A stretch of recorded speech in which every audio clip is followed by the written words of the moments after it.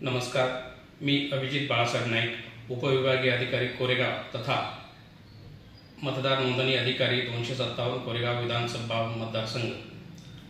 भारत निवडणूक आयोगाच्या सूचना दिनांक 20/6/2024, 24/7/2024 व 1 ऑगस्ट 2024 नुसार कोरेगाव विधानसभा मतदारसंघामध्ये मतदार याद्यांचा संक्षिप्त पुनरीक्षण कार्यक्रम सुरू झाला आहे। या कार्यक्रमांतर्गत सुमारे 8,000 फॉर्म 7 भरून हरकती नोंदविण्यात आल्या आहे। या हरकती भारत निवडणूक आयोगाचे ऑनलाईन पोर्टल तथा अधिकृत वेबसाईटद्वारे घेण्यात आले आहे। माझे असे निदर्शनात आले आहे की या हरकती म्हणजे आपली नावे वगळण्यात आली आहे असा नागरिकांचा गैरसमज झाला आहे।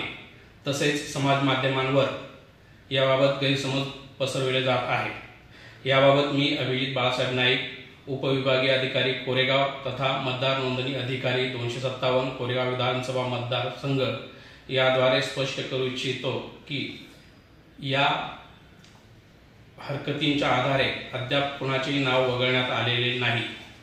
भारत निवडणूक आयोगाच्या सूचनांनुसार हरकत घेणार व आक्षेपित मतदार म्हणजे ज्याच्या नावावर हरकत घेतली आहे तो मतदार यांना सुनावणीची नोटीस देऊन त्यांचे म्हणणे ऐकून व पुरावे सादर करण्याची संधी देऊन या आयोगाने निर्धारित केलेल्या नियमानुसार कारवाई करण्यात येईल। तरी मी सर्वांना आवाहन करतो की कुणीही अफवांवर विश्वास ठेवू नये व हरकतदार तसेच आक्षेपित मतदार यांनी सुनावणीस उपस्थित राहून आपले म्हणणे दाखल करावे व पुरावे दाखल करावे व प्रशासनास सहकार्य करावे। धन्यवाद।